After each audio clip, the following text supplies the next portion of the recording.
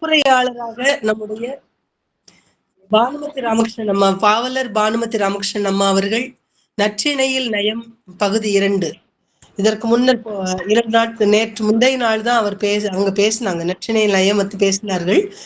ஒரு 3 பாடல்களை எடுத்துக்கொண்டு மிக அற்புதமாக உரையாற்றினார்கள் அம்மையார் அவர்கள். இன்றைக்கு 2வது பாகமாக நற்றிணை அகப்பாடல்களை கொண்டு பேசக்கூடிய அந்த வாய்ப்பு மீண்டும் அவர்கள் நேற்று சொன்னது போன்றே நானே பேசுகிறேனம்மா என்று சொன்னார்கள். இல்லையம்மா அப்படின்னு நினைச்சோம். ஆனா கடவுளா பார்த்து யார் சொல்றாங்களோ அந்த வாக்கு ததாஸ்து ததாஸ்துன்னு சொல்லிட்டு அந்த தேவதை சொல்லும் இல்லையா, அது சரியாக அந்த நடந்தேறி இருக்கின்றது. அவர் கூறிய கூற்றுக்கு ததாஸ்துன்னு சொன்னதுனால அவர்கள் இன்றைக்கு வந்து நம் முன்னே அமர்ந்திருக்கின்றார்கள். அதுதான் உண்மை. ஏன்னா முதல்ல சொல்லக்கூடிய அந்த வார்த்தை தான் எப்பொழுதுமே வந்து பலிக்கக்கூடியது இல்லையா? முதல்ல சொல்லக்கூடிய, அதனாலதான் நல்ல வார்த்தைகளை பேசணும், நற்செய்திகளை கேட்க வேண்டும் என்று பெரியோர்கள் கூறுவதனுடைய காரணம் அதுதான். அதனால் அம்மையார் சொன்னார்கள், நான் வந்து 2 நாள் பேசிட்டாங்களே, இன்னொருத்தருக்கு வாய்ப்பு தரலாமே அப்படின்னு சொன்னேன். ஆனா அவர்களே இன்றைக்கு வந்திருக்கிறான்னு சொன்னது ரொம்ப சந்தோஷம் தான். அவங்க எப்பவுமே பேசினாலும் வாரம் முழுக்க பேசினாலும் கூட கேட்டுக்கொண்டிருக்கலாம். பல்வேறு இலக்கியங்களை பேசக்கூடிய அந்த திறம் வாய்ந்தவர்கள். அவர்கள் நம் முன்னே வந்து பேசுவதற்காக தயார் நிலையில் இருக்கின்றார்கள். இன்றைக்கு தலைமை உரை கோவிந்தம்மாளம்மா வரவில்லை. ஆனால் சுருக்கமாக நான் அதாவது உடல் உறுப்பும் அதன் கால நேரம் என்று நினைத்து கொண்டு அதற்கான திருமூலருடைய பாடல்களிலிருந்து சிலவற்றை சொல்லலாம் என்று நினைத்தேன். ஆனால் அதற்கான வாய்ப்பு நாளை வந்து அவர் பேசுகின்ற பொழுது அதை பற்றி சிந்திக்கலாம். நற்றிணையில் நயம் என்பதனால் சங்க இலக்கிய பாடல்கள் குறித்து வேறு யாருக்காவது இங்கு தளத்தில் இருக்கின்றவர்கள், நம்முடைய ராஜேந்திரன் ஐயாவோ அல்லது நம்முடைய அப்பா ஜின்னா ஷெரீஃபுதீன் ஐயா அவர்களோ யாராவது ஒருவர் வந்து சில கருத்துக்களை, சங்ககால கருத்துக்களை, சில கருத்துக்களை பகிர்ந்து கொள்ளுமாறு அன்போடு வேண்டி கேட்டுக்கொண்டு. அம்மா ஒரு பாடல் கடவுள் வாழ்த்து பாடலாமா? பாடுங்கம்மா. நன்றி. தோடுடைய செவியன் விடை ஏறியோ தூவன் மதிசூடி காடுடைய சுடலை பொடி பூசியன் உள்ளம் கவர்கள்வன் ஏடுடைய மலரான் புனை நான் பணிந்தேத்த அருள் செய்த பீடுடைய பிரமாபுரம் ஏவிய பெம்மானிவனன்றே.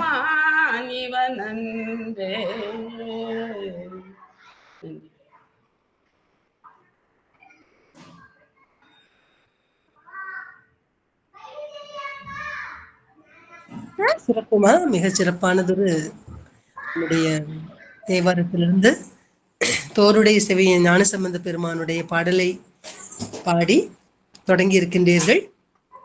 அடுத்ததாக ஜின்னா ஷெரு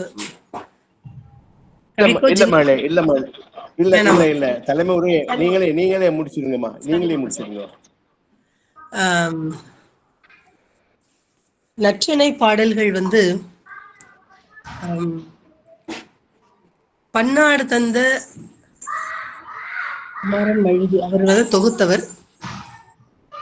கொடுத்தவர். மிகச் சிறப்பானதொரு முறையில் அகப்பாடல்களை ஐந்திணை சார்ந்த அகப்பாடல்கள் கொண்ட ஒரு தொகுப்பு நூல் தான் நற்றிணை. பன்னாடு தந்த மாறன் வழுதி தொகுத்தவர். பல்வேறு விதமான அதாவது துறைகளை கொண்டு அமைந்திருக்கக்கூடிய மிகச் சிறப்பானதொரு அகப்பொருள் நூல். 7 அடிகளிலிருந்து 13 அடிகளை கொண்ட அகப்பொருள் நூல். இதில் வந்து இந்த நயங்களை எடுத்து சொல்வது என்று பார்க்கின்ற பொழுது ஊமைகள் பலவற்றையும் அதில் வரக்கூடிய அந்த திணை சார்ந்த கருப்பொருள்களை பற்றியும், அந்த கருப்பொருள்கள் இருக்கக்கூடிய அந்த உமைகளை எடுத்தாளக்கூடிய விதம் வந்து சங்க புலவர்களுக்கே உரித்தான ஒரு தனிச்சிறப்பு என்றுதான் சொல்ல வேண்டும். அவ்வகையில் அம்மையார் அவர்கள் சென்ற வாரம் நேற்றுக்கு முந்தைய நாள் தலைவன் தலைவி தோழி பரத்தையினுடைய கூற்றாக 3 பாடல்களை நம்மிடம் பகிர்ந்து கொண்டார்கள். இன்றைக்கு என்ன பாடல்களை பற்றி சிந்திக்கின்றார்கள் என்று நாம் கேட்கின்ற பொழுதுதான் தெரிய வரும். அப்படி அற்புதமானதொரு உரையை நிகழ்த்துவதற்காக அம்மையார் நம்முடன் இணைந்திருக்கின்றார்கள்.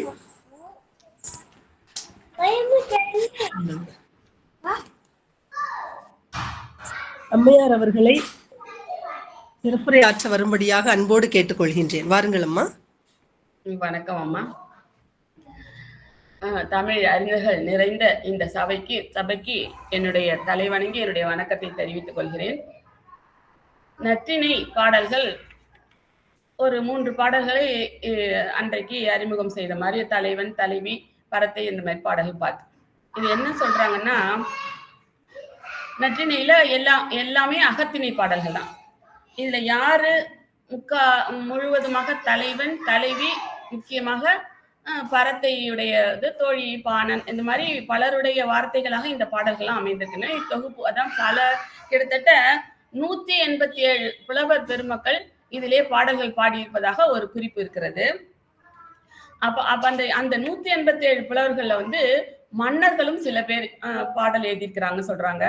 மன்னர்களே மட்டுமில்லாமல் காவிரி பட்டம் பெற்றவர்கள், அதான சில துறைகளிலே சில ஒரு வல்லுநர் பட்டம் பெற்றவர்கள், அப்புறம் கணித கலையில் வல்லுநர்கள், அறுவை வணிகர்கள், கூல வணிகர்கள், பல்வேறு சமயம் சார்ந்தவர்கள், குறமகள், ஆசிரியர்கள், ஐந்திணை சார்ந்த திணைநில மக்கள், கூத்துக்கலை வல்லுநர்கள், கொல்லர்கள், பிற வகை தொழிலாளர்கள் என நற்றிணையில் அவர்களெல்லாம் எந்த வகை வேறுபாடும் இல்லாமல் பாடியிருக்கிறார். அப்ப பார்த்தா ஒரு வாழ்வியலினுள்ளே அத்துணை துறைகளில் இருப்பவர்களுமே பாடல் பாடுகிற அளவுக்கு வல்லுநர்களாக இருந்திருக்கிறார்கள் அந்த காலத்தில். இன்னைக்கு நம்ம ஒரு மரபு பயின்று, தமிழ் வழி பயின்று ஏதாவது பண்ணி அந்த பாடல்களை இயற்றுவதற்குள்ள அப்படி நம்ம பண்ணிட்டு இருக்கோம். ஆனா அந்த காலத்துல இத்தனை சாதாரண மக்கள் என்பன கூத்துக்கலை வல்லுநர்களாக பாடல் பாடி கொஞ்சம் பயிற்சி இருக்கும். ஒரு கொல்லர்கள், பிற வகை தொழிலாளர்கள், அப்படி குறமகள் கூட பாடியிருக்கிறதா ஒரு குறிப்பு இருக்குது. அப்படி அவர்கள்லாம் மக்கள் எந்தவித வேறுபாடுமின்றி, ஏற்ற தாழ்வின்றி இதிலே பாடல்கள் புனைந்துள்ளமையால் சங்ககாலம் என்பது அந்த தமிழ் இலக்கிய வரலாற்றிலே ஒரு பொற்காலமாக திகழ்ந்தது. இதெல்லாம் எப்படி தெரிஞ்சுக்கிறோம்னா, இந்த மாதிரி சங்ககால நூல்கள்ல இதை அந்த தனித்தனி பாடல்களாக இருந்ததெல்லாம் திரட்டி தொகுத்து ஒரு நம்மளுக்கு நூலா கொடுத்திருக்கிறாங்க. அப்படி படிக்கும்போது யார் யார் இந்த பாடல்களை பாடினார்கள் என்ற அந்த வரலாற்று குறிப்பை பார்க்கும்போது இப்படி பல்வேறுபட்ட துறையை சேர்ந்த பொதுமக்களும் கூட இதுல பாடல்கள் இயற்றி இருக்கிறார்கள் என்பதை அறிவது ஒரு வியத்தகு செய்தியாக இருக்கிறது. அப்புறம் இது ஒரு நிமிஷம் இருங்க, அது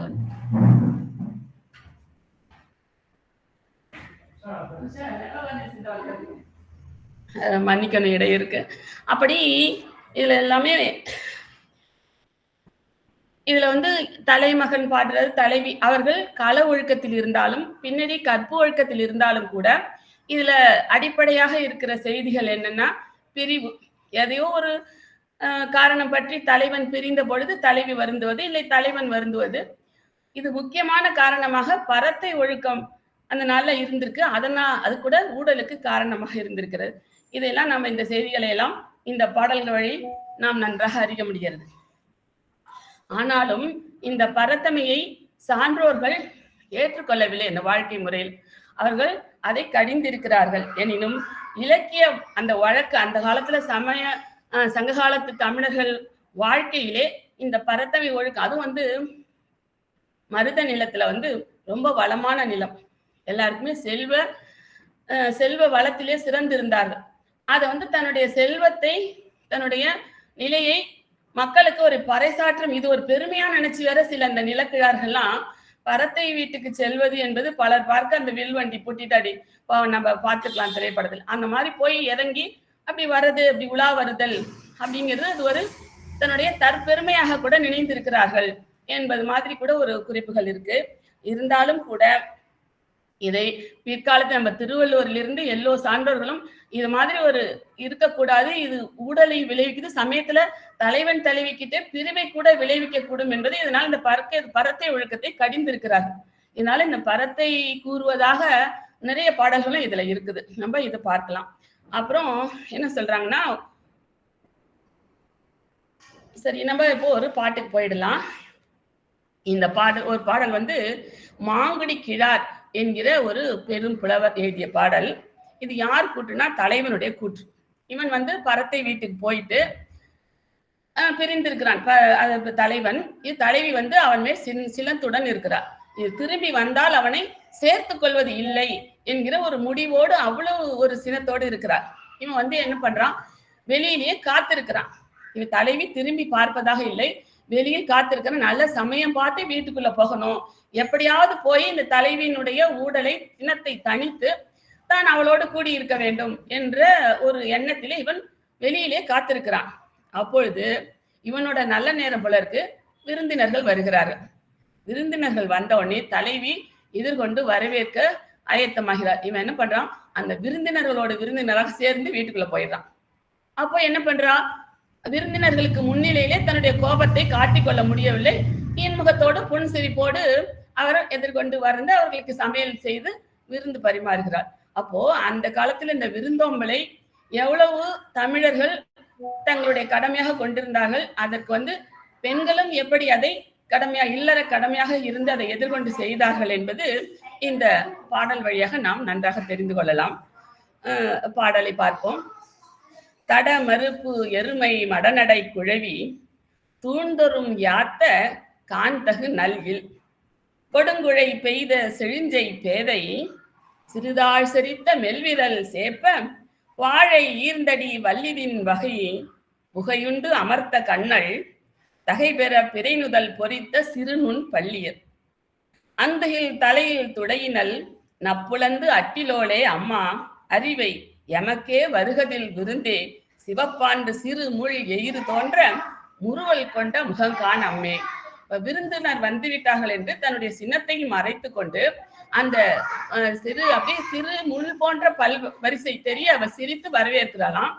அந்த புகை அடுப்பங்கரை புகை வந்து படிந்து படிந்து அவருடைய கண் சிவந்திருக்கிறது, நெற்றி வியர்த்திருக்கிறது.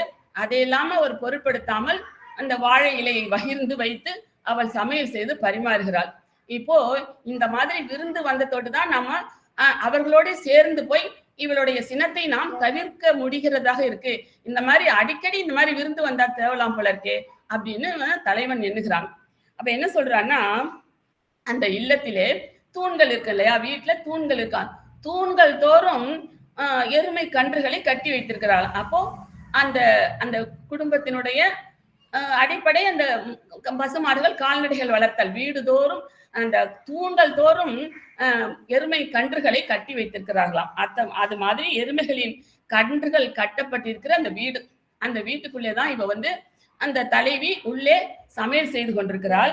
சிறப்பு மிக்க மணி அந்த வீட்டிலே வளைந்த குழையணிந்த காதுகளையும் செழுமை மிக்க பேதமை உடைய என்னுடைய காதல் என்னுடைய தலைவி தான் அணிந்த மோதிரம் அணிந்திருக்கிறாள். என்னென்ன அணிகள் சொல்கிறான், வளைந்த காதுகள், வளைந்த குழைகளை அணிந்த காதுகள், செழுமை மிக்க பேதமை உடையவளாக இருக்கிறாள், விரல்களிலே மோதிரங்கள் அணிந்திருக்கிறாள்.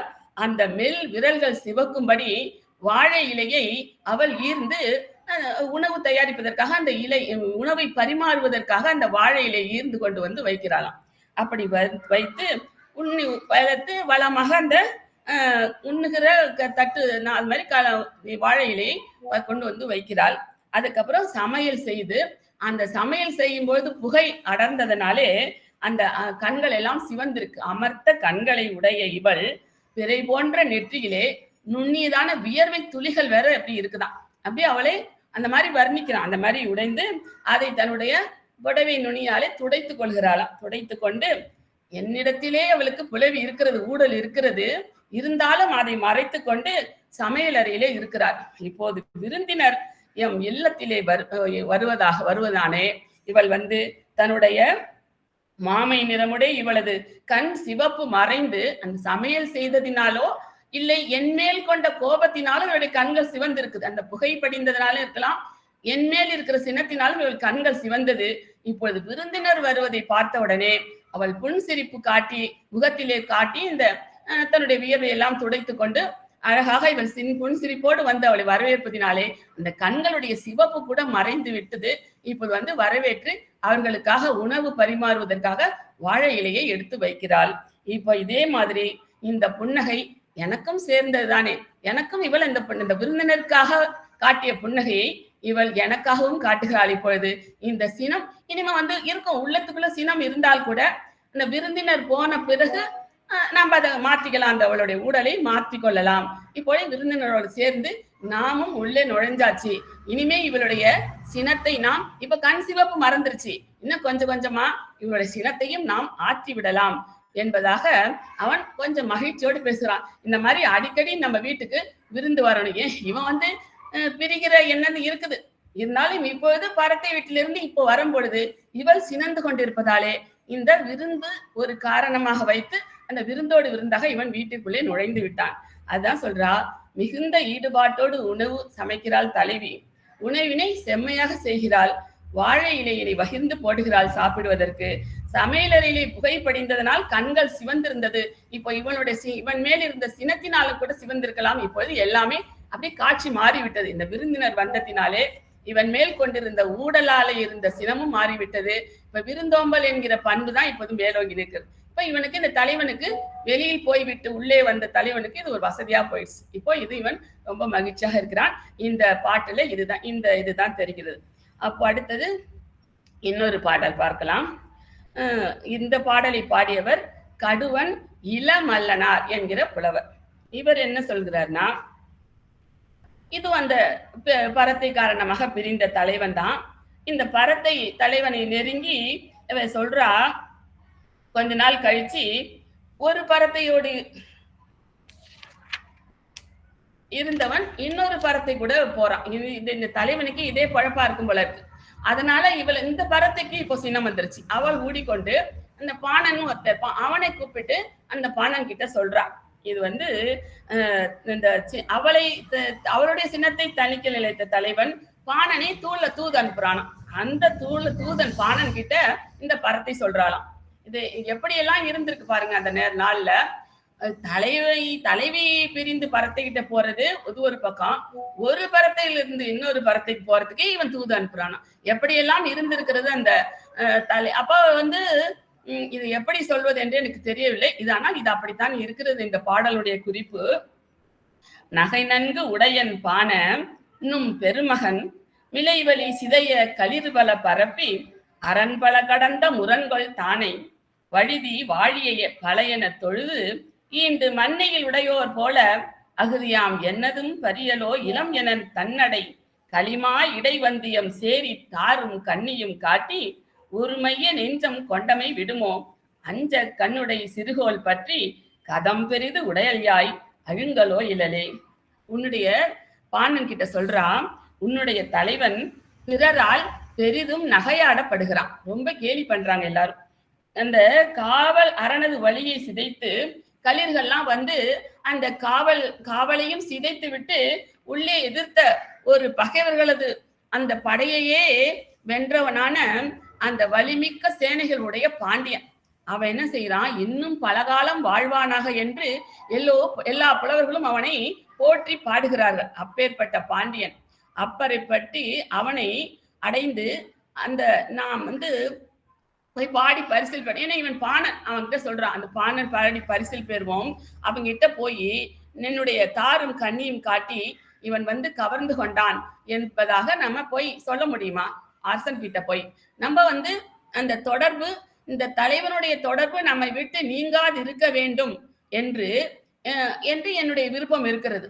ஆனால் பாண்டியன்கிட்ட போய் எல்லோரும் தொழுது அவர்கள் பரிசல் பெற்று செல்கிறார்கள். அந்த யாரு, அரண்களையெல்லாம் பகைவர்களை அரண்களையெல்லாம் அழித்து போர் செய்யக்கூடிய யானைகளை வைத்திருக்கிற பாண்டியன், அந்த பாண்டியன்கிட்ட போய் நீ இன்னும் பல காலம் வாழ்வாயாக என்று வாழ்த்தி பரிசில் பெற்று வருகிறார்கள். அந்த அரண்களை பற்றி அப்படி பாடுகிறவர்களைப் போல நாம் எல்லளவேனும் வருந்துதல் இழலாவும் என்று கூறி குதிரைகளி படைகளை செலுத்துபவனாக இந்த உன்னுடைய தலைவன் அந்த படையை சார்ந்த அந்த தலைவன் அந்த பாண்டியனுடைய படையிலே இருக்கிறவன், குதிரை படையை செலுத்துகிறவன். யானை படைகளையும் இருக்கு பாண்டியன் கிட்ட, இவன் குதிரை படைகளிலே இவன் ஒருவனாக இருந்திருந்த தலைவன். அப்படி இருந்த தலைவன் அந்த மாலையும் அந்த இதையும் காட்டிதான் என்னை மயக்கி என் கிட்ட சேர்ந்திருந்தான். இப்பொழுது என்ன, அந்த தொடர்பு என்னை விட்டு போய்விடுமோ என்று நான் அஞ்சு கொண்டிருக்கிறேன். பிறர் அஞ்சத்தகையில் வகையில் அவன் அந்த மூங்கில் கோலை கையில் கொண்டு வச்சுக்கிட்டு என்னுடைய அன்னை இப்படி பண்றான் பாரு, இவன் உன்னை விட்டு போனானா, இவன் வரட்டும் பார்க்கிறேன், என் அன்னை கூட மிகுந்த சினத்தோடு இருக்கிறார், இவன் இப்படி என்னை அந்த குதிரை படையில இருக்கிற வீரனாக இருந்தும் கூட, அந்த பாண்டியனுடைய வீரனாக இருந்தும் கூட, இவன் இப்படி என்னை விட்டு போனான், திருப்பி இப்ப வரேன்றான். இது என்ன ஒரு குணத்திலே சேர்த்துக்கு என்று ரொம்ப ஒரு சினந்து அந்த பாணன் கிட்ட பேசுகிறார். அப்படிப்பட்டதான ஒரு பாடல் இது வருது. யானைகள் வந்து என்ன உண்மையா சொல்ல வரானா, எனக்கு தலைவனோடு உள்ள உன்னுடைய தலைவனோடு உள்ள தொடர்பு என்றும் விட்டு போகாது, போகக்கூடாது. அதுதான் என்னுடைய விருப்பம்.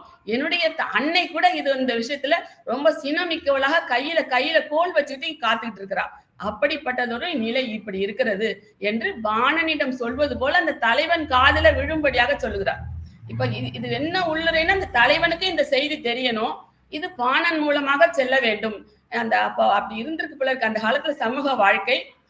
ஒரு தொடர்பு, பாரதிய தொடர்புன்னா அதுக்கு நடுவுல சில ஆள்கள், இந்த ஆண் பெண்ணா இருந்தா விரலின்னு சொல்றாங்க, ஆணா இருந்தால் பாணன் என்று சொல்கிறார்கள். அந்த தொடர்புக்காக தலைவன் தலைவிக்கு நடுவுல தோழி இருப்பா, அது கொஞ்சம் நல்ல ஒரு தொடர்பா இருக்கு. இந்த பரத்தை விஷயத்துல இந்த விரலி பாணன் என்கிற அந்த கதாபாத்திரங்கள் எல்லாம் அறிமுகமாவது.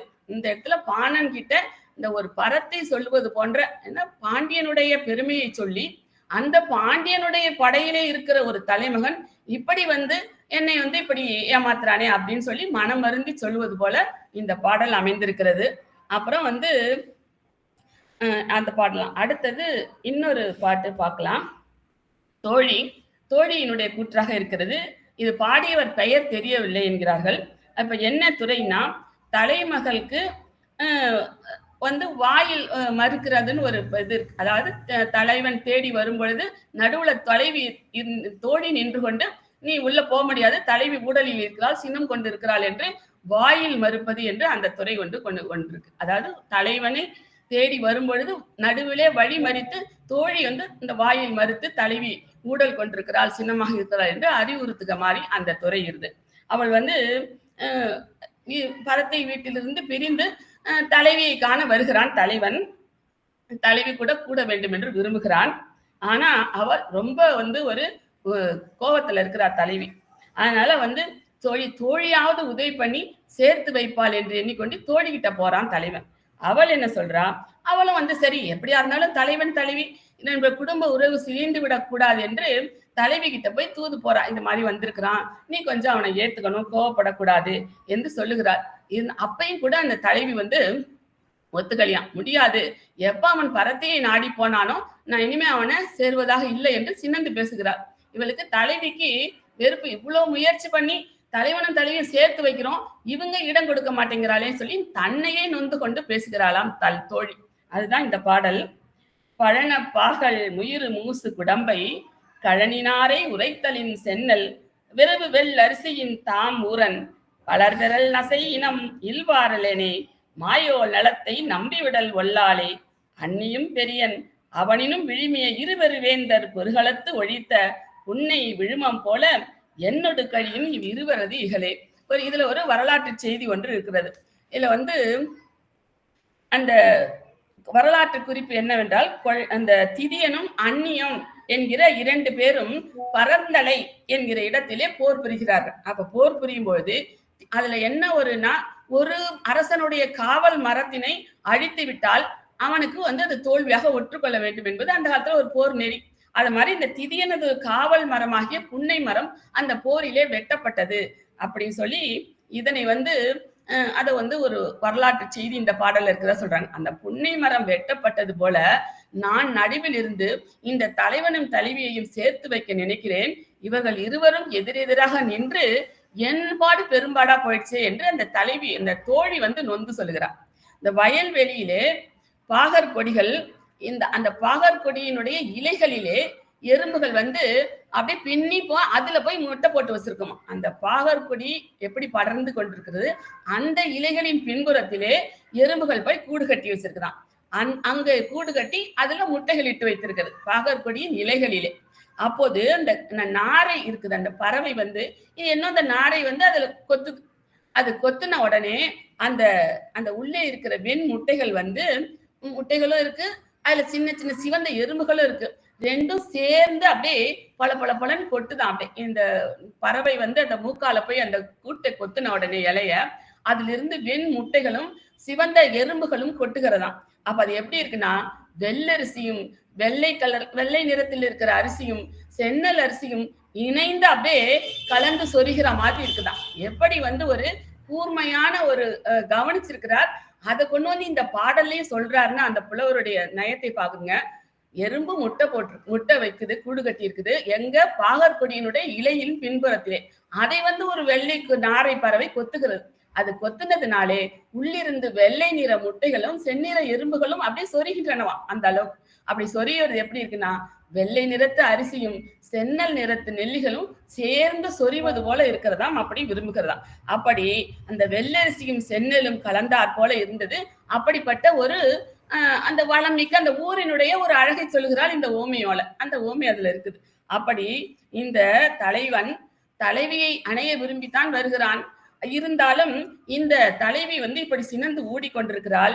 இப்படி வந்து இது வந்து இப்படின்னா இப்படி இருந்தா என்ன ஆகிறது? முன்னாடி திதியனும் அந்த அந்நியனும் இணைந்த போரிலே இந்த காவல் மரம் வெட்டுப்பட்டது போல இவர்கள் நிறுத்துகிற இவங்க 2 பேரும் நடத்துகிற ஒரு ஊடல் போரிலே என்னுடைய நிலைமை இப்படி ஆகிவிட்டதே என்று இப்படிப்பட்ட ஊரில் இருக்கிற தலைவனும் இந்த தலைவியும் இப்படி ஊடல் கொண்டுகளாலே என்னுடைய நிலைமை இதிலே ரொம்ப இறங்கத்தக்க நிலையாக இருக்கிறது என்று அவளுக்கு என்னன்னா, என்ன இருந்தாலும் தலைவனும் தலைவனும் இணைந்து இல்வாழ்க்கை நடத்த வேண்டும் என்பது இந்த தோழியினுடைய ஒரு விருப்பமாக இருக்கிறது. அதை வந்து மனசில் கொண்டு அந்த வருத்தத்தினாலே இவள் இப்படி சொல்லுகிறாள். அந்த இந்த பறவை வந்து கொத்துகிறது என்றா, இது இந்த பறத்தையோட உறவு கூட அதுக்கு ஒரு ஓமையா சொல்ற. அவள் வந்து தலையிடுறதுனால இந்த குடும்ப வாழ்க்கை எப்படி சிதைகிறது அப்படின்னு சொல்லி அது ஒரு அதுல இருக்கிற பின்னாடி இருக்கிற ஒரு வருத்தம். இதுக்கு வந்து இந்த வரலாற்று செய்திக்கு 2 பேர் மோதிவதனாலே நடுவில் இருக்கிற காவல் மரம் வெட்டுட்டது போல நான் நடுவில் இருந்து இவர்கள் இருவரையும் இவர்களிடையே இந்த பனி போர் ஊடல் போர் நிகழாமல் இவர்கள் குடும்ப வாழ்க்கையிலே இணைய வேண்டும் என்று நினைத்து நான் இவர்களை இணைத்து வைக்க நினைக்கிறேன். இதுவும் இப்படி என்னுடைய நிலைமை இப்படி இருக்கிறது என்று இந்த தோழி பலவிதமான உணர்வு நிலைகளிலே இருந்து அவர்களை இணைத்து வைக்க வேண்டும் என்கிற ஒரே ஒரு உள்ளன்பினாலே இவர் இந்த பாடலை பாடுவதாக அமைந்திருக்கிறது. இந்த மாதிரி பாடலை அது இந்த சிறப்பையும் பார்த்தோம். அடுத்த பாடல் வந்து மதுரை மருதநில நாகனார் என்கிற ஒரு புலவர் எழுதிய பாடல். இது வந்து இந்த கூற்றும் பரத்தை கூற்றதாக தான் அமைந்திருக்கிறது. இப்போ வந்து இந்த பரத்தை என்ன சொல்றானா, தன்னுடைய கருத்து இப்படி தலைவன் தன்னை அவளுக்கு வந்து தலைவியை பிரிந்து தலைமகன் தன்னிடம் வந்து இவ்வளவு நாள் இருந்தான், தன்னை விட்டு அவள் பிரிந்து போகக்கூடாது அப்படிங்கிற எண்ணம் இவளுக்கு. எப்பயுமே தலைமகனை தக்க வைத்துக் கொள்ள வேண்டும் என்கிற எண்ணம் அவளுக்கு இருக்கிறது. அதற்காக என்ன சொல்றான்னா அவளுடைய அந்த தலைவியினுடைய அவளுடைய நெருங்கிய வட்டத்தில் இருப்பவர்களுக்கும் காதல விழணும், தலைமகன்கிட்டையும் இந்த போய் இந்த செய்தி சேரணும். அப்ப தலைவி போய் அந்த தேதி தேர்ந்தா திருப்பி அவள் இவன் மேல் கூடல் கொண்டிருப்பாள் என்பது தெரியும். அவளுடைய சினமும் இன்னும் அதிகரிக்க வேண்டும். இந்த மாதிரி எல்லாம் மனசுல வச்சுட்டு அந்த பாட்டை சொல்றா. இது பரத்தையின் கூற்று. தலைமகள்களுக்கு பாங்காயினர் அவருடைய சுற்றத்தினர் அவர்களுடைய அவன் கேட்கணும் அவங்களும் கேட்கணும் என்று அதுக்காக அவங்க தலைமகனும் தலைவியும் சேர்ந்து விடக்கூடாது. ஏன்னா தலைமகன் தன்னை விட்டு போய்விடக்கூடாது. தோழி என்ன நினைப்பா, தலைமகனும் தலைவியும் கணவன் மனைவி சேர்ந்து வாழணும்னு நினைப்பா. அவளுடைய குற்றம் இப்ப பார்த்தோம். ஆனால் இவள் வந்து தலைமகன் தன்னை விட்டு போய் அந்த தலைவி கூட சேர்ந்து விடக்கூடாது, தன்கிட்டயே அவனை தக்க வைத்துக் கொள்ள வேண்டும் என்கிற எண்ணம் இவள் பரத்துக்கு இருக்கிறது. அதனால அவர்கள் சுற்றத்தாருடைய காதலி விழட்டும் என்பது போல அந்த பாட்டு சொல்றா. அந்த இருந்தாலும் அந்த வியப்பு புலவருக்கு வந்து பரத்தைக்கு வந்து ஒரு தலைமன் கிட்ட ஒரு காதல் இருக்கு, அவளுக்கும் அந்த அன்பு மனம் இருக்கிறது. அது இந்த புலவருக்கு வியப்பாக இருக்கிறதாம். அதைத்தான் வந்து வியந்து பாடுகிறார். பரத்தையினுடைய காதல் மனதை வியந்து பாடுகிறார் என்பதாக இதுல ஒரு குறிப்பு சொல்றாங்க. பார்க்கலாம். துணிதீர் கூட்டமோடு துண்ணார் ஆயினும் இனிதே காணுனர் காண்பொழி வாழ்தல் கண்ணுறு விழுமம் கைபோல் உதவி நம்மொரு துயரம் களையாராயினும் இன்னாதன்றே அவரில் ஊரே எரிமருள் வேங்கை கடவுள் காக்கும் குருகார் கழனியின் இதனத் தாங்கன் எதிலாளன் கவலை கவற்ற ஒரு முளையறுத்த திருமா மன்னி கேட்டோர் அணையர் ஆயினும் வேட்டோர் அல்லது பிறரின் இன்னாரே. இதுல வந்து ஒரு ஒரு ஒரு அத வந்து வரலாற்று கதைன்னு சொல்றதா இல்ல வாய்மொழி கதையாக விளங்கியதா என்று எனக்கு தெரியவில்லை. ஒரு பெண்ணோடைய கதையை சொல்றாங்க. திருமா உண்ணி என்று ஒரு பெண் இருந்தாளாம். அவள் கூட அவளுடைய காதலன் வந்து கள ஒழுக்கத்திலே ஈடுபட்டிருக்கிறான். கொஞ்ச நாள் கள ஒழுக்கத்திலே பிரிந்து விட்டு அப்புறம் ஒரு பஞ்சாயத்து வைக்கிறாங்க. இவள் யாருன்னு எனக்கு தெரியாது அப்படின்னு சொல்லிட்டான் தலைமகன். ஆனா இத மாதிரி ஒரு சந்தர்ப்பங்கள் வாய்க்க கூடும் வாழ்க்கையில. ஏன்னா கள ஒழுக்கத்தில இருக்கும் பொழுது அப்படி தலைமகன் தெரியாது அப்படின்னு சொல்லி பிரிந்து செல்லக்கூடிய ஒரு சூழ்நிலையும் வரலாம், ஒரு சந்தர்ப்பங்கள் வரலாம். இந்த கள ஒழுக்கத்தில் இருக்கிற ஒரு பெரிய இடர்பாடு. அதனால்தான் வந்து அந்த கள ஒழுக்கத்தை வந்து மாற்றி பெண் பார்த்து பெரியவர்கள் மனமுடித்து வைப்பதாக ஒரு ஒரு அதனாலதான் அந்த திருமண ஏற்பாடு என்பது வந்தது என்று கூட சொல்லுவார்கள். அப்படி அந்த கள ஒழுக்கத்திலே இருந்த அந்த பெண்ணை அந்த தலைமகன் எனக்கு தெரியாது, யாருன்னு தெரியாது, நான் இவளை அறியேன் என்று சொல்லிவிடுகிறான். அவ என்ன பண்றா, அந்த மாமுனி என்கிற அந்த பெண் மனம் நொந்து போய் தன்னுடைய காதலை இந்த அவையோர் முன்னிலையில் நிரூபிக்கணும் என்பதற்காக அறத்தோடு சொல்றா, முடியாது, இவன் தான் என்னை களவொழுக்கத்தில் நாங்கள் இருந்தோம், இப்பொழுது இவன் என்னை பிரிந்து தெரியாதுன்னு சொல்றான் அப்படின்னு சொல்லி அறத்தோடு நின்று உணர்த்தி முடிவுல என்ன பண்றாளாம், தன்னுடைய மார்பை திருகி எறிந்து தன்னுடைய உறுதியான கற்பை அவள் நிலைநாட்டுகிறாளாம். அந்த அவையிலே எல்லோரும் பார்க்க அந்த செயலை அவள் செய்கிறாள். அப்படி எந்த உண்மை அறிந்த அந்த சான்றோர்கள் எல்லாம் இவள் வந்து உண்மையான கற்பின் திறத்தால் இருக்கிற இவன் தான் பொய் சொல்றான் என்று சொல்லி அவர்களை இணைத்து வைத்ததாக ஒரு கதை. அந்த கதையை இவ சொல்லி அந்த தலைவன் தன்னை மறுத்தாலும் கூட தானும் அந்த திருமா உண்ணி போல தன் உறவை மெய்ப்பிக்க போகிறேன் என்று கருத்து உடையவளாக இருக்கிறார். யாரு? பரத்தை. தலைவி இல்ல, பரத்தை அப்படி நினைக்கிறார். இவன் இப்படி என்னை விட்டு போய்விட்டான், ஆனால் இப்படித்தான் நான் செய்ய போகிறேன், என்னுடைய காதல் அன்பை நான் நிரூபிக்கவும் தயாராக இருக்கிறேன் என்று சொல்கிறார். அப்போ இந்த தலைமகன் தன்னுடைய உண்மையான அன்பை காதலை அவன் உணர்ந்து கொள்ள வேண்டும் என்று தலைமகன் மட்டுமில்லை, அவனை சார்ந்தவர்களும் கூட இதை உணர்ந்து கொள்ள வேண்டும் என்பது போல பலர் காதுபட இவ சொல்கிறாளாம். அப்போ வந்து முதலில் ஊடல் கொண்டு அப்படி வந்து எல்லாம் வந்து இது மாதிரி எல்லாம் என்கிட்ட இவன் வரல என்ன. ஆனா இவன் வந்து ரொம்ப இனிமையான நபர், நல்ல தலைமகன், இனிமையானவன். அவன் இல்லாத ஊரிலே இருப்பது கூட எனக்கு சம்மதம் இல்லை. அவன் இருக்கிற இடத்துல எங்கேயாவது ஒரு இடத்துல இருந்தா கூட எனக்கு போதும். அவன் இல்லாத ஊரில் இருப்பது கூட எனக்கு மனதுக்கு சம்மதமாக இல்லை. அதனால ஒரு கண்ணீருக்கு ஒரு துன்பம் என்றால் கை சென்று அதை துடைக்கிறது. அது போல இவன் எனக்கு உற்ற காதல் நோயினை இவன் தான் தீர்க்க வல்லவன். அதனாலே அவன் இருக்கிற இடத்தில் தான் நான் இருக்க வேண்டும், அதுதான் எனக்கு நல்லது, அதைத்தான் நான் விரும்புகிறேன். அவன் இல்லாத ஊரில் கூட நான் இருப்பது எனக்கு மிகுந்த துன்பமாக இருக்கிறது என்று சொல்கிறான். இன்னொன்று, வேங்கை மரம், ஒரு வேங்கை மரத்துல பூக்கள் பூக்கிறதாம். அப்படியே அந்த பூக்கள் வந்து நெருப்பு மாதிரி பூத்திருக்குதான். அந்த வேங்கை மரத்திலே இந்த நெருப்பு பூக்கள் பூத்தா அந்த காலத்துல அந்த கடவுள் வந்து அதிலே வசிப்பார் என்று ஒரு நம்பிக்கை அந்த சமூகத்துல இருந்திருக்கிறது அந்த காலத்துல. அப்போ அந்த கடவுள் வந்து அனைவரையும் காப்பது போல அந்த வேங்கை மரத்திலே குடிகொள்வார். அப்போ வந்து அது வந்து அந்த சமயத்துல நம்ம ஒரு விண்ணப்பம், ஒரு வேண்டுதலை வைத்தால் அது நிறைவேறும். வேங்கை மரம் மலரும் பொழுது அதன் கண் கடவுள் உறையும் என்பது அந்த காலத்தில மரபு. அக்காலத்திலே மரத்தின் மேலே யாரும் ஏற மாட்டார்களாம். அப்படி அந்த வேங்கை மலரும் காலம் திருமணம் நிகழும் காலம் என்று கூட ஒரு நம்பிக்கை இருந்திருக்குது. அதனால அந்த காலத்துல இவர் தன்னுடைய விருப்பத்தை சொல்லுகிறாள். இந்த பரத்தை தன்னுடைய விருப்பம் நிறைவேறும் என்பது போல ஒரு நம்பிக்கையோடு பேசுகிறாள்.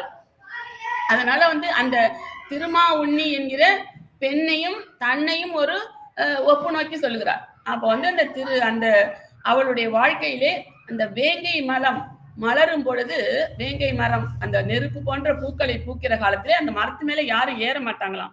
ஆனாலும் கூட அந்த திருமா உண்ணி களவொழுக்கத்திலே இருந்த காதலன் அந்த இது மேல ஏறி, அந்த மரத்து மேல ஏறி நின்று அப்ப வந்து மறைந்து கொண்டிருந்து ஏதோ செய்து அதனாலதான் அவனுக்கு அந்த குற்றம் தான் சொல்லுகிற அளவுக்கு, அதாவது இவளை அறியேன் என்று சொல்லுகிற அளவுக்கு அவனுடைய ஒரு இந்த ஒழுக்கம் இருந்திருக்குது. ஆனால்தான் என்ன சொல்றா, இந்த வேங்கை மரம் மலரும் பொழுது அந்த கடவுள் அதிலே வசிப்பார் என்று.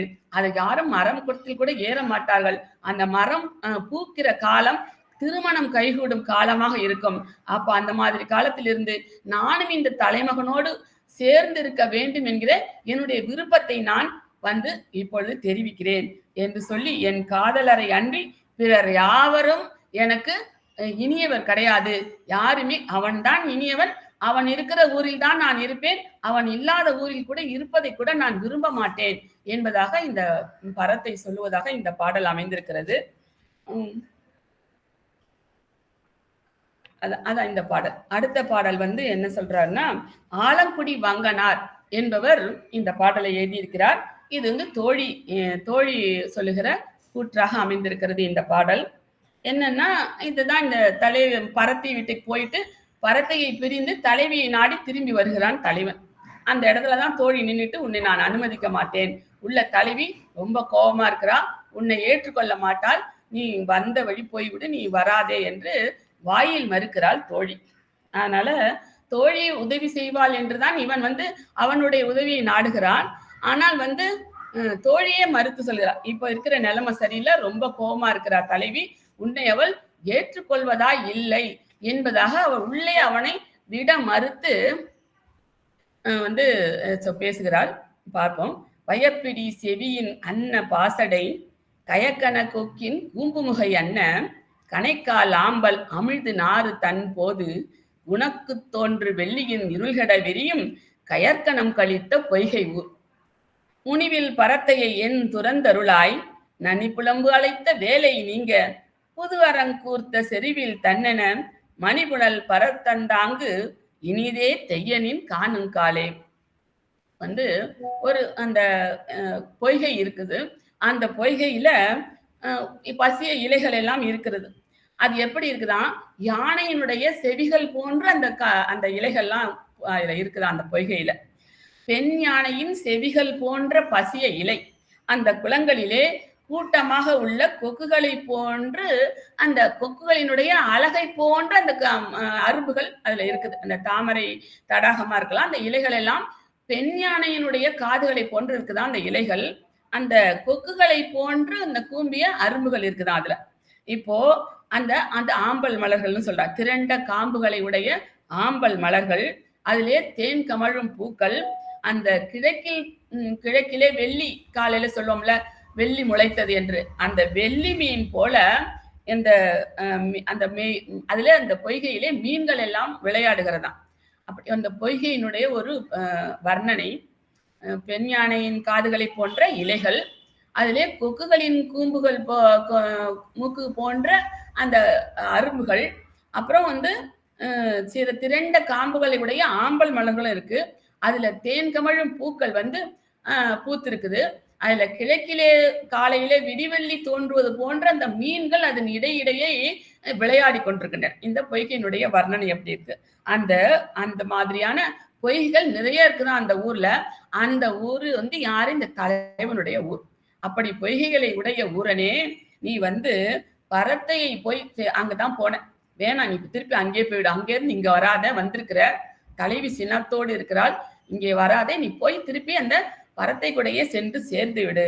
நீ தனிமையால் நாங்கள் நீ போயிட்டு அங்க நாங்கள் இங்கே வருந்தி கிடந்தோம். அப்போ வேநீர் காலத்து வெப்பத்தால் நீரின்றி வறன்ற வயல்களில் மிகுந்த வெள்ளம் பாய்ந்தார் போல நீ வந்திருக்கிறது எங்களுக்கு மகிழ்ச்சி தந்தாலும் கூட இப்பொழுது நேரம் தலைவி சினந்திருக்கிறாள். இது இந்த பொய்கைகள் நடைய இருக்கிற ஊர் தான் இருந்தாலும் கூட நீ சென்று விட்டதால், நீ பிரிந்திருந்த காலத்திலே நாங்கள் வருந்தி இருந்தோம், அப்பொழுது நீ வரவில்லை. இப்போ தலைவி சினத்தோடு இருக்கிறாள். நீ வந்தால் அந்த வறண்ட நிலத்தில் பாய்கின்ற வெள்ளம் போல அது மகிழ்ச்சி தருவதாக இருந்தாலும் கூட இப்பொழுது தலைவி சினத்துடன் இருக்கிறாள், உனக்கு வாய்ப்பே இல்லை என்பதாக இந்த தோழி வந்து சொல்கிறார். தலைவியின் துன்பத்தை தன் துன்பமாக நினைத்து தோழி பேசுகிறாள். ஏன்னா நீ பிரிந்திருந்த காலத்திலே நாங்கள் எப்படி வருந்தி இருந்தோம், அதை நினைத்து பார்க்காமல் பரத்தையின் பால் சென்றாய். இப்பொழுது வந்திருக்கிறாள், தலைவி சினத்தோடு இருக்கிறாள், நீ போ, இங்க வராத, திருப்பி அந்த பரத்துக்கிட்டே நீ போயிடு. இப்பொழுது அவள் கோபத்துடன் இருக்கிறாள், உனக்கு வாய்ப்பே இல்லை என்பதாக தோழி பேசுகிறார். நீ வந்து உன்னை வெறுத்த தலைவி நின்னை ஏற்கும் நிலையில் இன்று இல்லை. எனவே நீ எப்போதும் பரத்தைகிட்ட போனீங்கன்னா அவ கோச்சிக்கவே மாட்டா, எப்ப நீ போனாலும் அவன் ஏத்துப்பா. அந்த பரத்தையுடைய நிலைமை அப்படித்தான். நீ எப்பொழுது போனாலும் ஊடல் செய்யாமல் அவள் ஏற்றுக்கொள்வாள். அது மாதிரி நீ அவகிட்டே போய்விடு. நீ வந்து நின்னை கண்டதே எமக்கு போதும். எனக்கு நீ வந்திருக்கங்கிற வேணா நான் சொல்றேன் தலைவி கிட்ட. இப்பொழுது உன்னை அவள் ஏற்கும் மனநிலையில் இல்லை, சினத்தோடு இருக்கிறாள். நீ திரும்பி பரத்தையிடமே செல்வாயாக என்பதாக தோழி தலைவனை மறுத்து பேசுகிறார். இந்த ஆம்பல் எப்படி அந்த பொய்கையினுடைய அந்த வர்ணனை தான் ரொம்ப அழகான இந்த பாட்டுல இருக்கிற ஒரு சிறப்பான அம்சம் என்னன்னா, அந்த பொய்கையினுடைய வர்ணனை தான். ஆம்பல் மலர்கள்னா வெள்ளி போல மலர்ந்தாலும் அது வெள்ளி மீன் ஆகாது. இந்த மீன்கள் வெள்ளி மீன்கள் போல விளையாடி கொண்டிருந்தாலும் எல்லாமே உண்மை கிடையாது. இது ஒரு உவமை தான். அது மாதிரி நீ என்னதான் பரத்தை கிட்ட நீ போய் இன்பம் கண்டுவதற்காக நீ போனாலும் தலைவி இருக்கிற இந்த இல்லற இன்பம் போல ஆகாது. இந்த பரத்தையிட நீ போய் பெறுகிற இன்பமானது இந்த இல்லறத்தில் கிடைக்கிற இன்பம் போல ஆகாது. நீ இது போலிதான். இப்ப எப்படி இந்த ஓமை இந்த மலர்கள் வெள்ளி போல இருக்கிறது, மீன்கள் வெள்ளி மீன்கள் போல இருக்கிறது என்று சொன்னாலும் கூட அது உண்மையில் அந்த விண்மீன்கள் ஆகாது. இது ஒரு இதுதான், உண்மையானது ஆகாது. அது போல நீ என்னதான் பரத்தையிட்ட போய் இன்பம் கண் துய்த்தாலும் அது தலைவி இல்லறத்தில் இருக்கிற இன்பம் போல ஆகாது. அதனால இந்த தலைவி என்கிறவள் உன்னுடைய குடிக்கு மகனை பெற்று தந்து உன்னுடைய வம்சம் வளர்வதற்கு அவள் துணை நிற்பவள். இல்லறத்து கடமைகளை ஆற்றுவதற்கு துணை நிற்பவள். அவளிடத்தில் இருக்கிற இந்த இல்லறத்தில் இருக்கிற இன்பம் போல நீ பரத்தையிட்ட இருக்கிற இன்பம் ஈடாகாது. இருந்தாலும் நீ அந்த பரத்தை உன்னுடைய குடிக்கு உன்னுடைய குடும்பத்திற்கு ஒளியூட்டுபவள் அல்ல, வளர்ச்சிக்கு உதவுபவள் அல்ல. ஏதோ நீ போற நேரத்துக்கு நீ மகிழ்ந்திருக்கலாம், அது உண்மையான மகிழ்வு ஆகாது. தலைவியுடன் கூடியிருக்கிற இல்லறம் தான் உனக்கு உண்மையான ஒரு இன்பம். அதுதான் ஒரு குடும்பத்தினுடைய வளர்ச்சிக்கும் குடும்பம் நன்றாக ஒளிவு பெற்று இருப்பதற்கும் அதுதான் உண்மையான ஒரு குடித்தனம் குடும்ப பாங்கு என்று இதை உள்ளுரை செய்தியாக வைத்து இந்த தோழி அவளுக்கு சொல்வதாக அமைந்திருக்கிறது இந்த பாடல். இன்னும் ஒரு பாடல் சொல்ல நேரம் இருக்கும் என்று நினைக்கிறேன். அது அடுத்த பாடல் மதுரை மேலை கடையத்தார் நல்வெள்ளையார். அந்த புலவருடைய பெயரை பாருங்கள், அதுவே ஒரு நீட்டா இருக்கு. மதுரை மேலை கடையத்தார் நல்வெள்ளையார். ஏன்னா நிறைய பேர் அந்த காலத்துல பாடல் எழுதிடுவாங்க. பாடல் எழுதிய ஆசிரியர் பற்றிய குறிப்பு, அவர் பெயர் பற்றிய குறிப்புலாம் இருக்காது. அதற்கு பிறகு இந்த பாடலை தொகுத்து நூலாக்கம் செய்யும் பொழுது ஏதோ ஒரு காரணம், அவர் பாடிய பாடல்களில் இருந்து சில குறிப்புகளோட அவருக்கு பெயர் கொடுப்பார்கள் அந்த புலவர்கள். அத மாதிரி வந்த பெயரா இருக்கலாம் இது. மதுரை மேலை கடையத்தார் நல்வெள்ளையார் என்று அந்த புலவருடைய பெயர் போட்டிருக்கிறாங்க. இது தலைவனுடைய கூற்றாக அமைந்த பாடல். இவன் சொல்றான் தலைவன், நான் பார்க்க போனேன் தலைவிய, என்னுடைய மகன் விளையாடி கொண்டிருந்தான். அவனை கையில தூக்கி கொண்டு தலைவியை போய் தழுவினேன். அவள் ஏனோ ஒரு மான் ஒதுங்கி போறது மாதிரி அவள் ஒதுங்கி போறா என் மேல் இருக்கிற சினத்தினால. இது எனக்கு ரொம்ப சிரிப்பா இருந்தது. ஏன்னா குழந்தைய மகனை தூக்கி கொண்டு போய் வீட்டுக்குள்ள நுழைஞ்சி தலைவியை போய் தழுவுகிறான். வெளியில பிரிந்து இருந்தவர். இது என்ன, இந்த தலைமகனுக்கு எல்லாம் அது ஒரு பெரிய விஷயமாவே இருக்காது போல. பரத்தை வீட்டுக்கு போவதும் திரும்பி தலைவி வருவதும் இது ஒரு நடைமுறை வழக்கமாக வைத்திருப்பதா, இல்லை அந்த குற்ற உணர்வே அவர்களுக்கு இருக்காதோ என்று. ஏனென்றால் வெளியிலிருந்து வருகிறான், பிரிந்திருந்து விட்டு வருகிறான், குழந்தை மகனையும் தூக்கி கொண்டு போய் உள்ளே வீட்டுக்குள்ளே போய் சகஜமா தலைவியை தழுவுகிறான் என்றால் அது அவனுக்கு அந்த நம்ம போய் பண்ணிட்டு வந்துக்கிறது ஒரு தப்பான காரியம் என்பது போல் அவனுக்கு அது மனதில் படவில்லையோ என்று தான் நினைக்க தோன்றுகிறது. தலைவிதான் இவன் நம்மளை விட்டு போயிட்டானே தலைமகன் என்று வருந்தி கிடக்கிறாள் பிரிவினாலே. தலைவன் மகனுக்கு அவர்கள் அதை பற்றிய ஒரு குற்ற உணர்வோ அந்த நம்ம செய்வது தவறு என்கிற எண்ணம் கூட இருப்பதாக தெரியல. நான் பற்றி சகஜமா அங்கே வரான், அவங்க பிள்ளையை தூக்கிட்டு உள்ள போறான், வீட்டுக்குள்ள போறான், அப்படி செய்யறான் அப்படிங்கிற மாதிரி அந்த நிகழ்வை நாம எப்படி நோக்கி எதை எடுத்துக்கொள்வது என்று நம்மளுக்கு கொஞ்சம் ஒரு குழப்பம் கூட வரலாம். அவன் அதை எப்படி நான் போய் என்னுடைய மகனை தூக்கி கொண்டு உள்ளே போய் அவளை தழுவுகிறேன், அவளோ இப்படி புள்ளிமான் போல ஒதுங்குகிறாள் என்று இதை பார்த்தா எனக்கு சிரிப்பா இருக்குன்னு பாணன் கிட்ட சொல்றானா தலைவன். ரொம்ப இதா சொல்றான், நயமா சொல்றான். நான் எடுத்து அந்த பாட்டை பார்ப்போம். நகுகம் வாராய் பான, சிரிப்பா இருக்குதான் இவனுக்கு. நகுகம் வாராய் பான பகுவாய் அறிவை கிண்கிணி ஆர்ப்ப தெருவில் சிறுதேர் உருட்டும் தேமொழி புதல்வன் பூனாறு செவ்வாய் சிதைத்த சாந்தமொடு காமர் நெஞ்சம் துறப்ப யாம் தன் முயங்கள் விருப்படு குறுகினேமாக விரைவன புற்ற மாசரு திருநுதல் நாரிரும் கதிப்பினியம் காதலி வேறுணர்ந்து வெறுவும் ஆண்பினையின் ஒரி யாரையோ என்று இகந்து நின்றதுவே. என்னுடைய மகன் அவன் வந்து அப்படியே மழலை அப்படியே வாயில நெச்சு ஊறுது, அவனுக்கு விழுந்து விழுந்து அவன் மேல பூசி இருக்கிற சாந்து சந்தனம் எல்லாம் குழம்பி நிக்குது. அப்பேற்பட்டு விளையாடி கொண்டிருக்கிற மகனை தூக்கி கொண்டு உள்ளே போய் இந்த தலைவியை பார்த்து அவளை தழுவுகிறான். அவ என்ன பண்றா, அவளுடைய திருநுதல் அதெல்லாம் இருக்கிறா, இப்படி எல்லாம் இருந்து இருக்கிற தலைவியை நான் போய் அந்த பரும்போது அவ என்ன செய்றா, வெறுவும் மான் பிணையின் பொறி, என்னையோ யாரையோ மாரி ஒரு மான் எப்படி பயந்து ஒதுங்குமோ அந்த மாதிரி ஒதுங்கி நிற்கிறாள். இதை பார்த்தா எனக்கு சிரிப்பா இருக்குது. எனக்கு ரொம்ப நகைப்புக்கு இடமாக மகிழ்ச்சியாக இருக்கிறது என்று பாணன் கிட்ட சொல்றான். வீட்டருகிலே விளையாடி கொண்டிருக்கிற குழந்தையை சிறுதேர் உருட்டி விளையாடி கொண்டிருந்தான். அந்த மகனை தூக்கி கொண்டு நான் வீட்டுக்குள்ளே போய் என் தலைவியை தழுவினேன், அவளோ ஒதுங்கி நிற்கிறாள் என்று தன்னுடைய பாணன் கிட்ட தோழன் கிட்ட சொல்லி அதை ஒரு நயமா சொல்லி அதை மகிழ்கிறானாம். அவன் தலைவன் அவன் பால் வந்தது அன்பு மிகுதியால் அல்ல, மகனோடு வீட்டிற்குள் வந்து தன்னை கண்டதும் அவள் ஆசைப்பட்டு நம்முடைய நெருங்கிடுவா, நம்ம தழுவிக்கலாம் என்று இவன் உனக்குதான் இவன் வந்திருக்கிறான் என்று தலைவி வெறுவி விலகுகிறாளாம். அந்த ஒரு மான் எப்படி பயந்து ஒதுங்குமோ அந்த மாதிரி விலகுகிறாளாம். அதை பார்த்து கூட இவன் சிரிப்பா இருக்கிறது என்று சொல்கிறான்.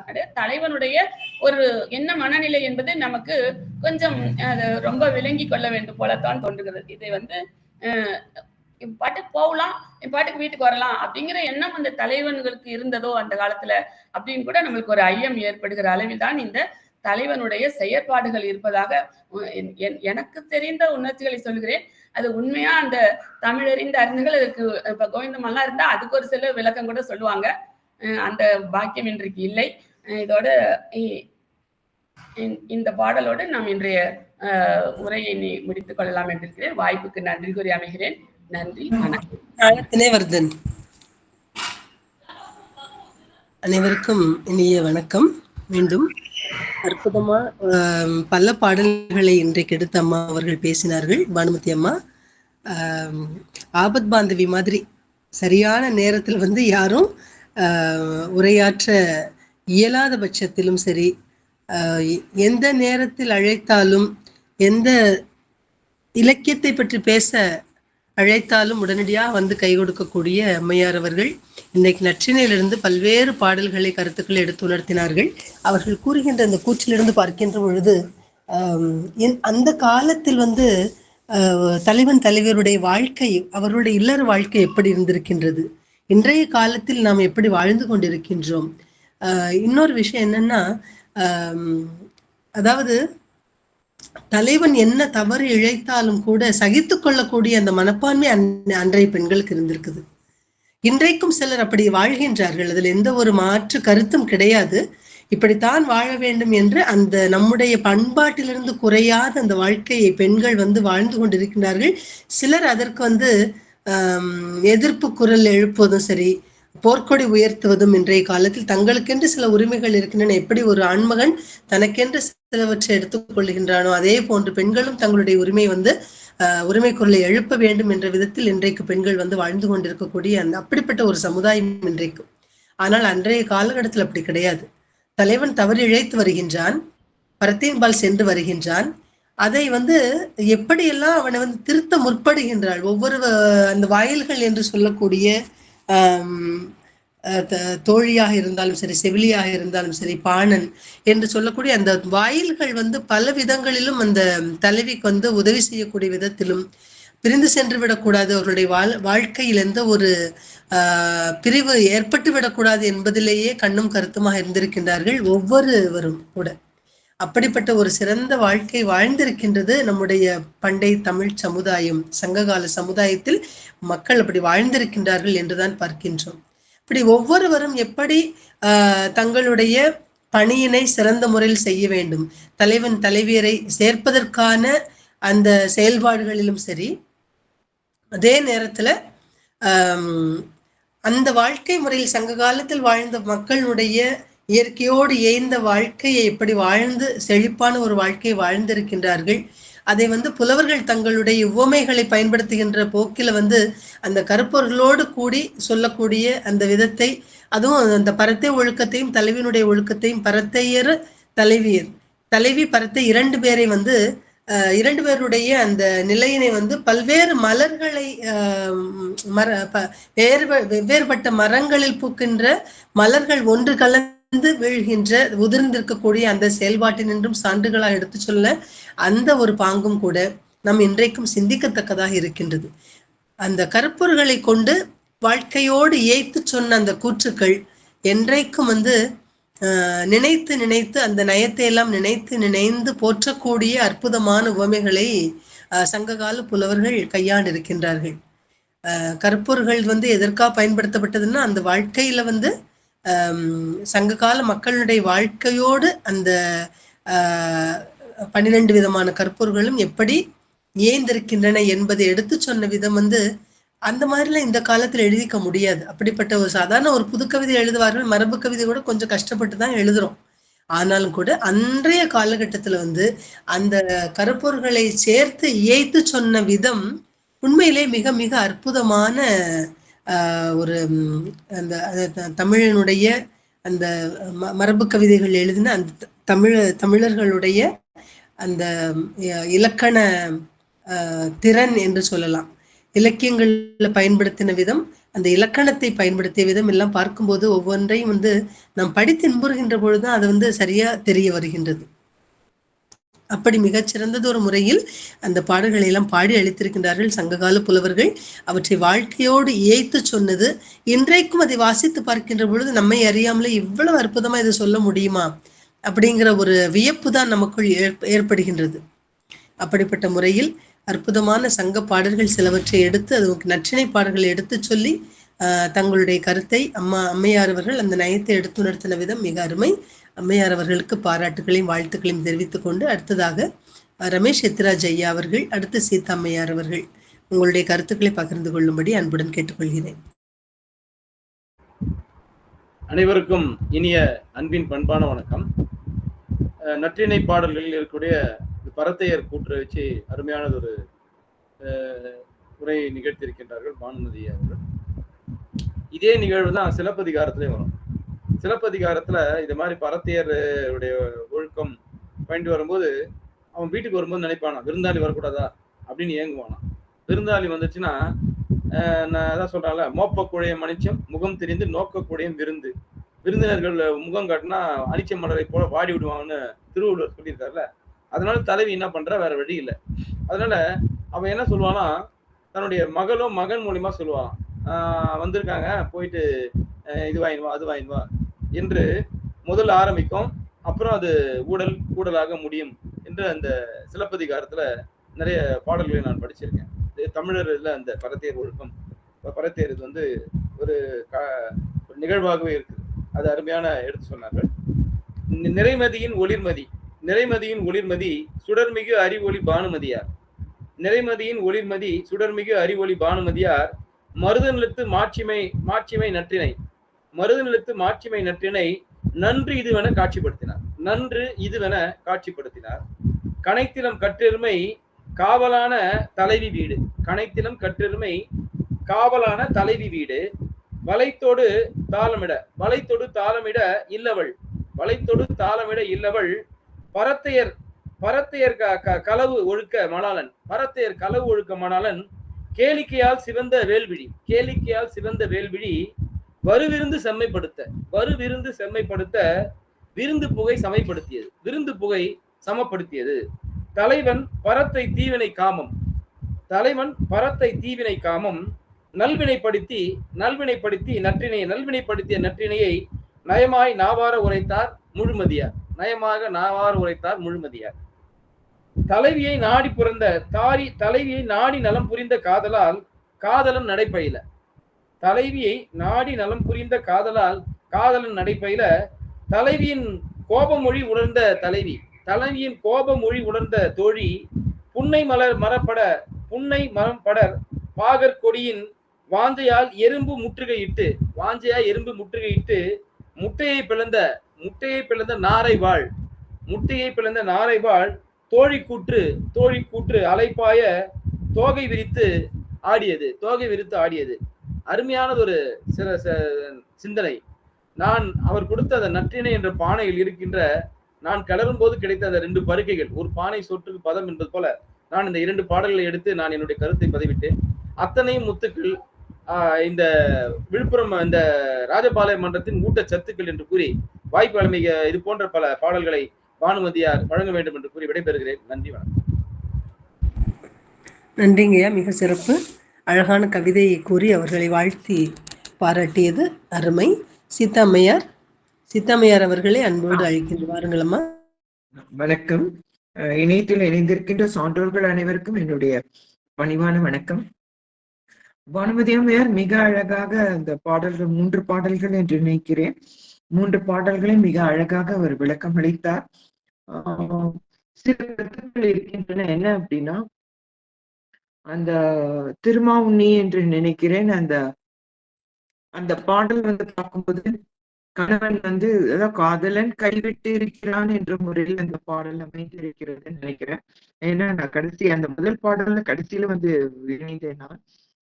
இதே மாதிரி இந்த குறுந்தொகையிலையும் இந்த கடவுளுக்கம் என்று சொல்லும் பொழுது சில நேரங்களில் தலைவன் கொடுக்கக்கூடிய வாக்குறுதியை நம்பி தன்னை இழந்த பெண்கள் அன்றைய காலத்தில் ஏராளமாக இருந்திருக்கிறார்கள். அதுல பார்க்கும் பொழுது குறுந்தொகையில ஒரு தலைவி அழுகின்றாள். என்னை அவன் திருமணம் செய்து கொள்கிறேன் என்று எல்லாம் சொன்னா வாக்குறுதி கொடுத்தா கடைசியில நான் என்னை இழந்து விட்டேன் போது தோழி கேட்கிறாள், அதற்கு யாராவது சாட்சி இருக்கிறார்களா என்று சொல்லும் போது அவள் சொல்கின்றாள், தலைவி சொல்கின்றாள், அந்த ஆற்று வெள்ளத்திலே மீனை எதிர்பார்த்து காத்து கொண்டிருந்த கொக்குதான் எங்களுடைய உறவுக்கு சாட்சியாக இருந்தது. அதே மாதிரிதான் இன்னொரு புலவரும் சொல்கின்றார், அந்த இடத்திலே அந்த தலைவன் அவளை ஏமாற்றி விட்டு போகிறான். அப்பொழுது அவள் சொல்கின்றார், சாட்சிக்கு யார் இருந்ததுன்னா குட்டி குரங்கு விளையாடி கொண்டிருக்க அது ஆண் குரங்கு பார்த்து கொண்டிருக்க, அதுதான் எங்களுக்கு சாட்சி என்ற முறையில் போகின்றது. ஆனா சங்ககால பாடல்களை பார்க்கும் பொழுதே வாக்குறுதி அந்த காதலன் கொடுக்கக்கூடிய வாக்குறுதியை கேட்டு தன்னை இழந்த பெண்கள் ஏராளமாக இருந்திருக்கிறார்கள் தெரிகிறது. இரண்டாவதாக பார்க்கும் பொழுது என்ன அப்படின்னா, இந்த பரத்தேர் ஒழுக்கம் என்பது இருக்கின்றது. எனக்கு அவன் தலைவன் சொல்கின்றான் பாருங்கள், எனக்கு நகையாகின்றேன், எனக்கு சிரிப்பாக வருகிறது. காரணம் என்னன்னா, அவனுக்கு ஓரளவுக்கு புரிந்து பட்டிருக்கிறது. இதுதான் உளவியல் மூலமாக பார்க்க வேண்டும். ஒரு நிமிடம் எடுத்துக்கொள்கிறேன் அம்மா, தவறா நினைக்காதீர்கள். சோ அதனால இந்த இடத்துல பார்க்கும் பொழுது என்னதான் தலைவி முட்டி மோதி கோபத்தையோ இல்ல வாயில் மறுத்தல் என்பது போன்று செய்தாலும் கூட கடைசியில் அந்த பெண்களுக்கு வேறு யாரும் கிடையாது, அடைக்கலம் யாரும் கிடையாது. அதனாலதான் ஒரு இடத்துல சொல்லும் பொழுது, நீ எமக்கு இன்னாதன செய்யணும் நின்னின்றி அமைதல் வல்லாமாறேன்னு அழுகின்றார்கள். எனக்கு நீ பல துன்பங்கள் செய்கின்றாய், பரத்தேற்ற போற, அது பண்ற இது பண்ற, ஆனா இவ்வளவு துன்பம் செஞ்சாலும் கூட நீ இல்லாம என்னால் வாழ முடியாது. அதுதான் இன்றைய காலத்திலும் பார்க்கிறோம், 2026 பார்க்கிறோம். சில நேரத்தில் சிலர் தவறான வழிக்கு போனாலும் கூட அந்த பெண்கள் விட்டு கொடுத்துதான் போகிறார்கள். காரணம் என்ன? வாழ முடியாது, தனிமையில் வாழ முடியாது. கொஞ்சம் கஷ்டம்தான், அதுவும் குழந்தைகள் வந்த பிறகு தனிமையில வாழ முடியாது என்ற முறையில் இன்றைக்கும் அந்த அவல நிலை தொடர்கின்றது. அதற்கு பிறகு இந்த வேங்கை பூவை பற்றி பேசி இருந்தார்கள். அதற்கு ஒரே ஒரு குறிப்பு மாத்திரம் என்ன அப்படின்னா, வேங்கை பூக்கின்ற காலம் திருமண காலம் என்று சொல்கின்றார்கள். ஏன் திருமண காலம் என்று சொன்னால், அந்த நேரத்துல இதுதான் உளவியல் பிரகாரம் நாம் பார்க்க வேண்டும். வேங்கைக்கு பூக்கள் பூத்தது என்று சொன்னால் அன்றைய காலத்தில் திணை பயிர் ஏராளமாக, அந்த மில்லட் என்று சொல்வார்கள், அது ஏராளமாக விளைவித்திருப்பார்கள். வேங்கை பூ பூக்கின்ற காலமும் திணை போன்ற பயிர் வகைகள் அறுவடை செய்கின்ற காலமும் ஒன்றாக இருக்கும். அதனால இந்த களவொழுக்கத்தில் ஈடுபடுகின்ற பெண்கள், இந்த ஆணும் பெண்ணும், அதாவது காதலன் காதலி காதலர்கள், அந்த திணைப்புணம்லாம் அறியப்பட்டது என்று சொன்னால் அவர்கள் சந்திக்க முடியாது.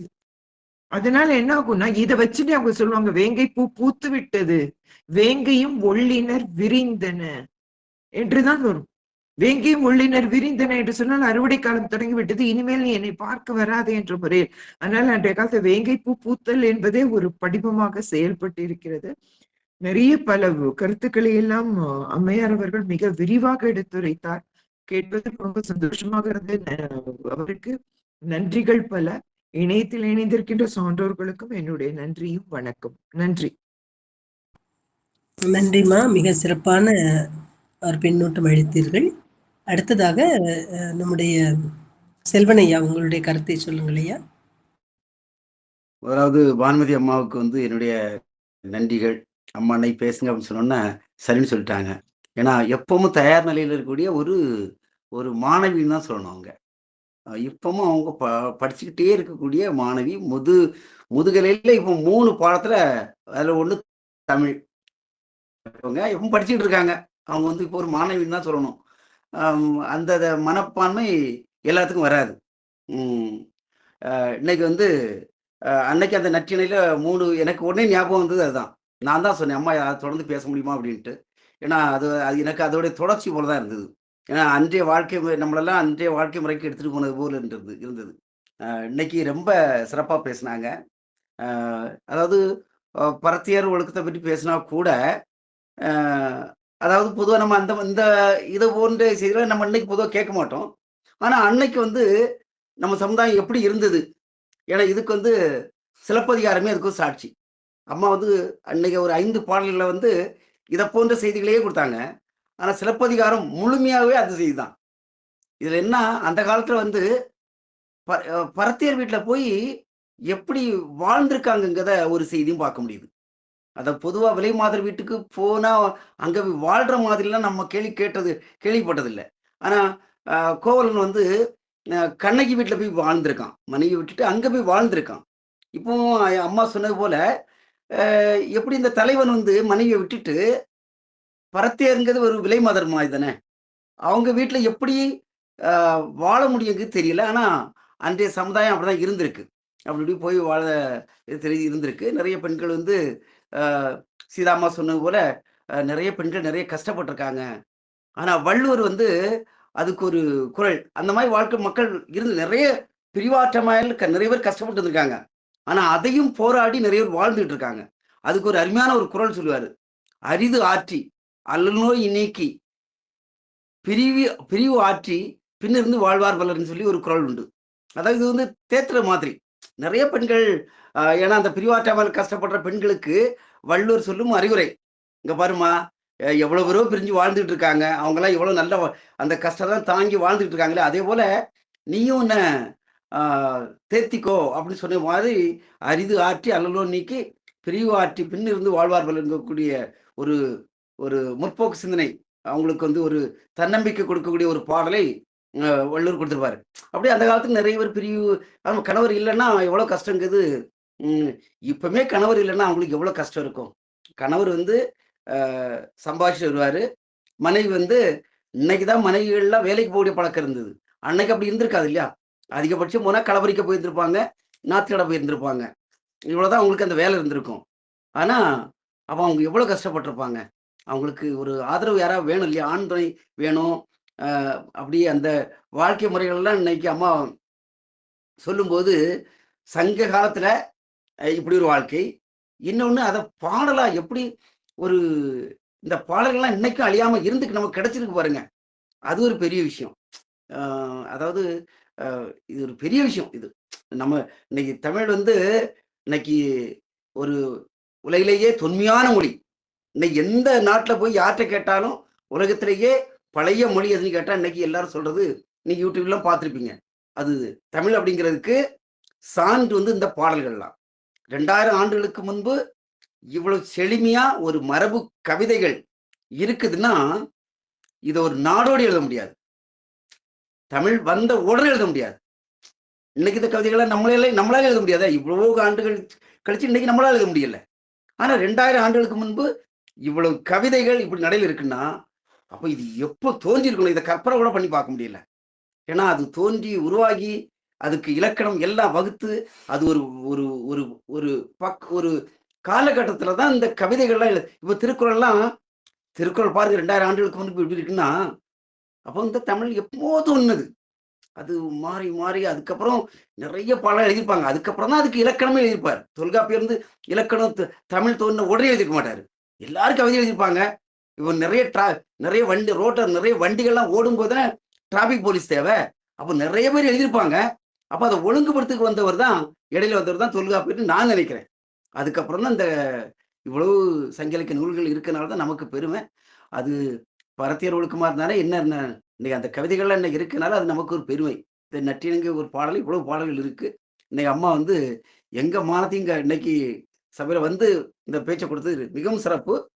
நம்ம சபை வந்து நமது ராஜபாளையம் முத்தமிழ் சங்கம் வந்து தொடர்ந்து இதை போன்ற கருத்துக்களை பழைய சங்க இலக்கிய நூல்கள் எல்லாம் நமக்கு கிடைக்கிறது மிகவும் அருமை. அருமைமா, சிறப்பு. நன்றி. நன்றி, நன்றிங்கய்யா. மிக சிறப்பு. அடுத்ததாக அசோகன் ஐயா, இந்த கோப்பெருந்தேவி பேர்ல இருக்கவங்களும் பேச சொல்லுங்க.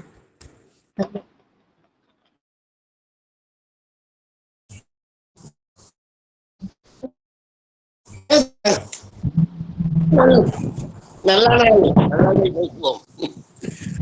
எல்லாருக்கும் நன்றி. இந்த நிகழ்ச்சியை காண்பதற்கு கொடுத்து வைத்திருக்க வேண்டும். பானுமதி அம்மையாருக்கு பாராட்டுக்கள். அசோகன் சாருக்கு அவருடைய அன்புக்கு ஈடு இல்லை, இணை இல்லை.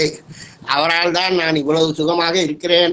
இந்த ஓய்வு காலத்திலும் எனக்கு தினம் 1 மணி நேரம் சொர்க்கத்தில் இருப்பது போல் இருக்கிறது என்றால் அதற்கு காரணம் சங்கத்தமிழ் இலக்கியம் எல்லாம் நான் புத்தகங்களாக எடுத்து படித்து கரைத்து குடித்தாலும் அதை காதால் கேட்கும் போது கட்டில நாயும் கேட்க என்பதற்கிணங்க காதால் கேட்கும் போதே இனிமை பொங்குகிறது. இன்னும் சிறப்பாக இவர்கள் விளக்குகிறார்கள் என்று சொல்லும் அளவிற்கு இருந்தாலும் என்னால் இந்த பரத்தை ஒழுக்கத்தை ஏற்றுக்கொள்ள முடியாது என்பதாலும் சங்க காலத்திலே நடந்தது என்று கூறி சரிப்படுத்தவோ மொழிபடுத்தவோ முடியாது. அது அந்த கால ஒழுக்கம். அப்போது ஒரு வீதியையே ஒதுக்கி வடக்கு வீதி என்று ஒதுக்கி அதுபோல அந்த பெண்களை தனியாக வைத்திருந்த பரத்தை ஒழுக்கம் என்று தனியாக குலப்பெண்கள்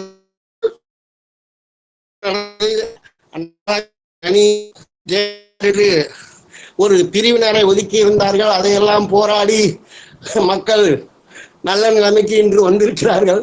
தமிழ் மக்கள் படாத பாடுபட்டு வாழ்க்கையில் முன்னேறி இருக்கிறார்கள். திருக்குறள் கிடைத்ததே நமக்கு பெரிய பெருமை. அது கிடைப்பதற்கு என்ன தாவம் செய்தோமோ உவேசாதையர் கையில் கிடைத்தது. அதற்கு எல்லிங்ஸ்டன்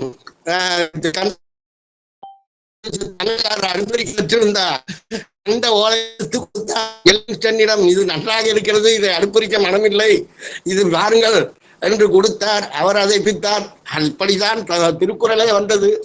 சங்கத்தமிழ் இலக்கியங்கள் எல்லாம் இவ்வாறாக வந்தது. ஓலைச்சுவடிகள் எல்லாம் நாம் ஆற்றிலே போட்டுவிடும் பழக்கம் அந்த காலத்திலேயே கொடுமையிலும் கொடுமையாக அரங்கேறியது. படிப்புக்கு இருந்த மதிப்பு அவ்வளவுதான். இப்போதுதான் கல்வி அருமை